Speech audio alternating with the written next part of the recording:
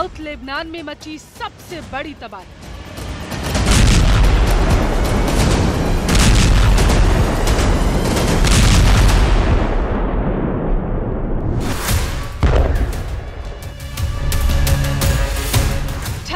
घंटे में 340 हमलों से हिजबुल्लाह बेदम।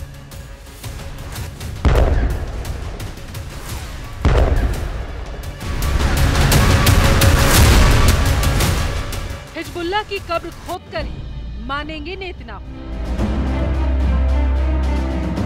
इस दिन नसरुल्लाह का दम निकला, उसी दिन से हिजबुल्लाह के लिए हर रात कयामत की रात हुई।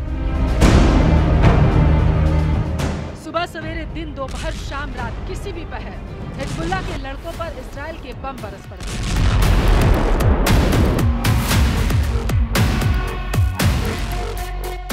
मौजूदा वक्त में लेबनान में मौजूद हिजबुल्लाह का कोई भी ठिकाना महफूज नहीं।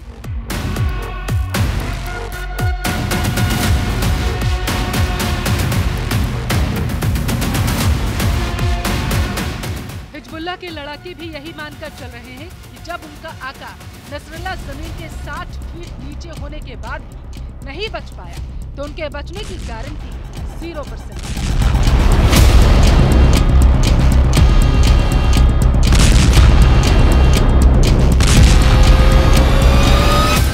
इस बार इजराइल ने भी हिजबुल्लाह के खिलाफ अपना वॉर पैटर्न बदला है।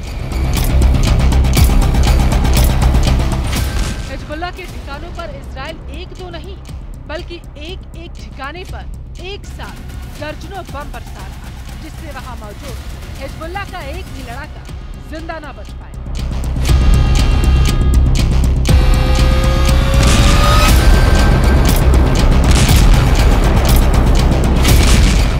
बीती रात बेरूत के दहियाह इलाके में आईडीएफ ने बम बरसाकर पूरे इलाके को धुआं-धुआं कर दिया।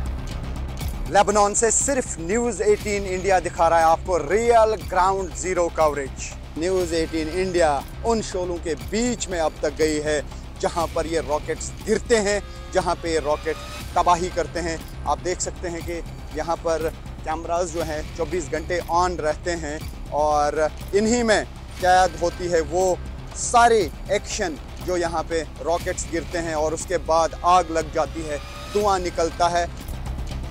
खबर है कि बीते 36 घंटों में इजराइल की तरफ से दक्षिणी लेबनान में 340 हमले किए गए। इजराइल का दावा है कि हिजबुल्लाह के स्ट्रेटेजिक वेपन पर ये स्ट्राइक किया।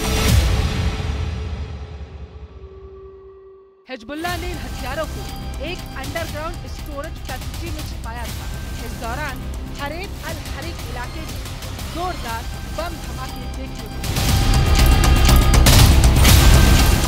इन दिनों पूरा लेबनान सुलग रहा, खासकर लेबनान की राजधानी बेरूत और इजराइल की सीमा से लगा दक्षिणी लेबनान का इलाका। इजराइल का दावा है कि इन्हीं दो इलाकों में हिजबुल्लाह के सबसे ज्यादा commander centre, army base, weapon storage और सेफ हाउस। इसलिए आईडीएफ की बमबारी भी इन्हीं दो इलाकों पर हो रही है।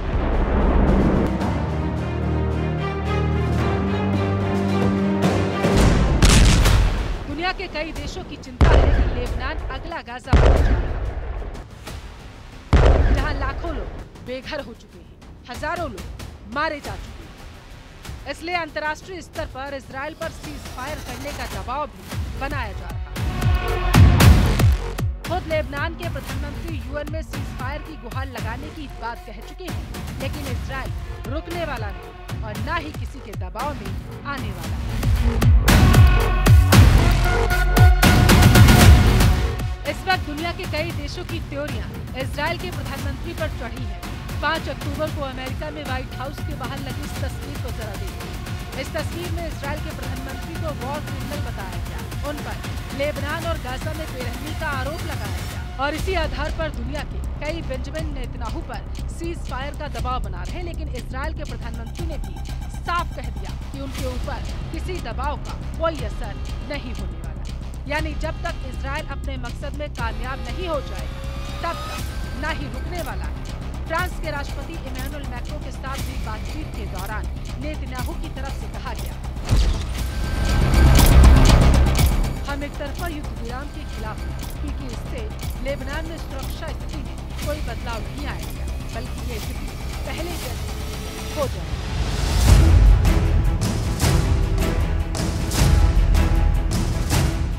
इतना ही नहीं, इजरायल ये भी कह चुका है कि वो युद्ध के मसले पर अमेरिका की राय तो सुनेगा, लेकिन फैसला राष्ट्रीय हित के आधार पर लेगा।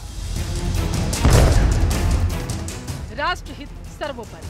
हम संयुक्त राज्य अमेरिका की राय सुनते हैं, लेकिन हम अपने अंतिम फैसले अपने राष्ट्रीय हित के आधार पर लेंगे। जिसका मतलब ये है कि इजरायल डिफेंस फोर्स वही करेगा जो यहूदियों के अस्तित्व की लड़ाई में जरूरी है। और यही बात नेतन्याहू ने 1 साल पहले भी गाजा में ऑपरेशन स्वाट शुरू करने से पहले कही। इजरायल और यहूदियों के अस्तित्व की लड़ाई है, जिसे इजरायल जीतकर ही मानेगा।